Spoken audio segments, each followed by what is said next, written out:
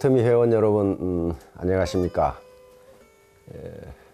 계절의 여왕이라는 5월을 맞이하게 됐습니다. 5월에는 어버이날도 있고 어린이날도 있고, 그래서 5월을 가정의 달로 정한 것 같습니다. 회원 여러분의 사업도 5월에 피어나는 화사한 꽃처럼 활짝 피어났으면 좋겠습니다. 오늘은 이 세상에 공짜는 없다. 미국 사람들은 이걸 공짜 점심은 없다 이렇게 표현하는데요. 모두 기회비용과 관련된 내용입니다. 그런데 이 사회 현상에서 가장 중요한 개념이 이 기회비용이라고 하는 개념입니다. 경제학에서 쓰는 모든 비용 개념은 이 기회비용 개념입니다. 그럼 그것이 우리 이 애터미 사업과 무슨 관계가 있는가? 그것이 또 인생살이와 무슨 관계가 있는가 하는 점을 오늘 말씀드리려고 합니다. 이솝 후화에 이런 게 있습니다. 산 당나귀와 집 당나귀가 있었는데, 산 당나귀는 먹을 것도 자기가 해결해야 되고, 잠자리도 자기가 해결해야 되고, 비가 오면 비 맞아야 되고, 또 추운 날에는 눈 맞아야 되고, 이게 참 살기가 고달팠습니다. 그런데 어느 날 동네에 내려가 보니까 집나귀가 살고 있는데, 아니 주인이 마련해 준 따뜻한 마구간에서 또 주인이 준비해 준 먹이, 그리고 비가 와도 비를 맞을 필요가 없고, 추워도 춥게 지내지 않아도 되고, 그래서 산나귀가 자기 신세 한탄을 하게 됩니다. 아이고, 나는 언제 저렇게 호강을 해보나. 그런데 어느 날 보니까 집나귀가 수레에다가 무거운 짐을 싣고 언덕을 끙끙거리면서 올라가고 있었습니다. 땀을 펄펄 흘리면서. 산나귀를 본 집나귀가 아는 체를 하려고 했더니 주인이 채찍으로 사정없이 내리치면서 앞으로 끌고 가는 것이었습니다. 그것을 본 산나귀는 아이고, 내가 산나귀로 살기를 잘했다. 아무리 주인이 먹이를 주고 잠자리를 제공해 준다고 하지만은 저렇게 힘들게 일하고 채찍으로 맞고 저렇게 부자유스러운 삶을 내가 어떻게 살겠는가, 그렇게 생각했다는 이야기가 실려 있어요. 다시 말하면 주인이 주는 먹이도 먹고 따뜻하게 잠도 자고 비도 안 맞고 눈도 피할 수 있는 그것을 얻은 대신 힘들어 일을 해야 되고, 주인의 말을 듣지 않으면 채찍도 맞아야 되는 겁니다. 이게 기회비용입니다. 즉, 하나를 얻으면 하나를 포기해야 돼요. 절대로 두 개를 동시에 얻을 수가 없습니다. 내가 지금 10,000원이 있어요. 돈 10,000원이 있어. 10,000원 가지고 할 수 있는 것들이, 예를 들면 식당에서 밥을 먹을 수도 있고, 그걸로 영화관에 갈 수도 있고, 그걸로 운동화도 살 수 있고, 10,000원으로 할 수 있는 게 많아요. 그런데 내가 10,000원으로 밥을 먹기로 선택했다면 영화관에 가는 거, 운동화를 사는 걸 포기해야 합니다.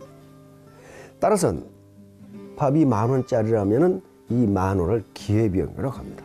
그 10,000원으로 할 수 있는 다른 기회를 포기한 거예요. 그러니까 다른 입장에서 보면 그것은 코스트가 되는 겁니다. 비용이 되는 거예요. 애터미 사업을 하는 데 있어서 애터미 사업을 전업으로 하기로 했다면 내가 다른 일을 할 수 있는 기회를 포기한 거예요. 포기한 거예요. 이게 기회비용입니다. 옛날에 어느 강력한 왕국의 왕이 현신들에게 명령을 했다고 합니다. 도서관에 저렇게 책이 많은데 내가 읽을 시간이 없으니 책 한 권으로 줄여오라. 그래서 현신들이 그 많은 책을 대표할 수 있도록 책을 줄여왔는데, 그 왕이 그것도 읽을 시간이 없으니까 계속 줄여라 하다가 나중에는 한 줄로 줄여라. 그래서 현신들이 회의를 한 결과 한 줄로 줄인 말이 세상에 공짜는 없답니다. 절대로 공짜는 없어요.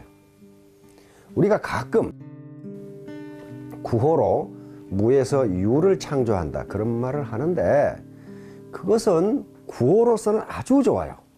그러나 의사결정 과정에서 그건 아무 쓸모가 없어요. 무에서 유를 창조할 수 있는 방법은 인간은 없습니다. 반드시 유를 창조하려면 다른 유를 버려야 돼요. 두 개를 동시에 같이 할 수 없습니다.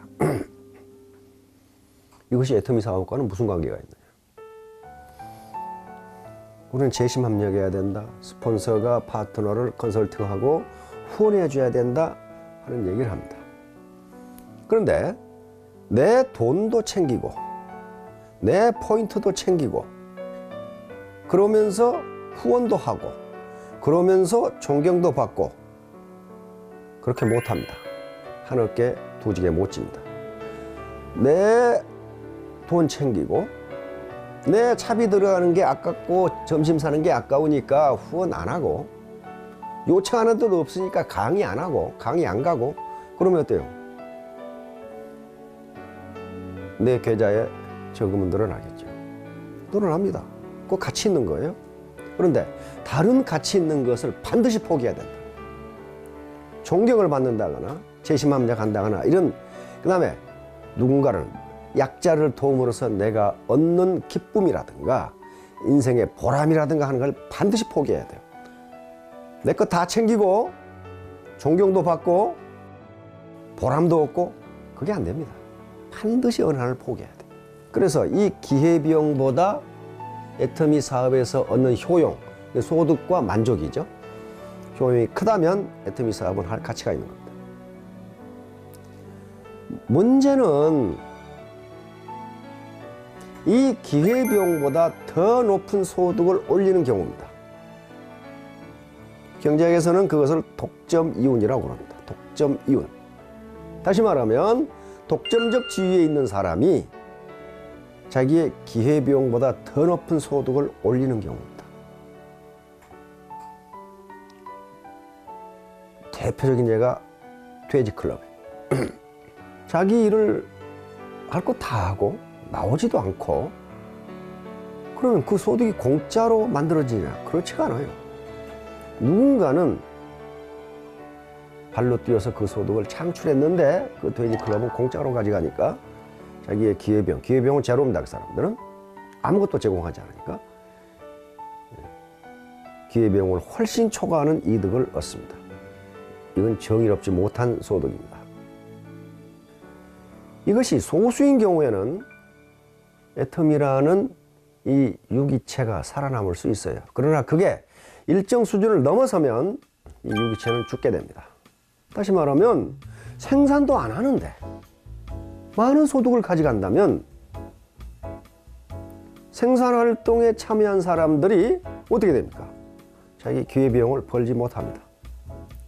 기회비용을 벌지 못하면 어떻게 되느냐? 생산 요소, 다시 말하면 내 노동이 그 조직을 떠나게 됩니다. 그래서 그 조직은 망하는 거예요. 그래서 우리가 돼지클럽을 경계하고 아침에 얼굴만 보이고 저녁에 낮에 사라져버리는 사람을 경계하고 하는 것이 본인에게도 그렇게 하면 안 되기 때문이에요. 세상에 당연한 건 없습니다. 내가 당연히 받을 걸 받는다? 천만의 말씀. 그렇지가 않습니다. 많은 사람들이 재심합력에서 자기 기회비용을 벌기 위해서 밤낮으로 뛰니까 같이 버는 거예요. 자, 그러면 이제 이 아침 조회를 하실 텐데요. 각자 한번 토의를 해보시기 바랍니다. 과연 내 기회비용을 얼마나 벌까? 사람마다 다릅니다. 내가 지금 뭘 해도 할 수 있다. 적어도 한 달에 100만 원을 벌 수 있다. 그러면 100만 원이 명시적인 기회비용이 됩니다. 그거 말고 기회비용이 많아요. 내가 이 시간에 애터미 일을 안 하면 등산도 갈 수 있고 영화관에 갈 수도 있고 TV 연속극을 볼 수도 있고 내 아이를 돌볼 수도 있고 등등 할 수 있는데 그 기회를 포기한 겁니다. 그러니까 내가 영화관에 가고 등산을 하고 아기를 돌보고 하는 것들은 전부 가치 있는 일입니다. 내 자신을 위해서 가치 있는 일이거든요. 그 가치를 포기한 대가로 내가 지금 이 일을 하고 있어요. 그런데 그 가치가 얼마냐 하는 것은 사람마다 모델이 다르기 때문에 자기가 계산해 봐야 됩니다. 자, 이 꽃피는 5월, 정말 화사한 꽃이 피어나는 이 계절의 여왕 5월에 우리 회원님들 아주 화사하게 사업이 피어났으면 좋겠습니다. 감사합니다.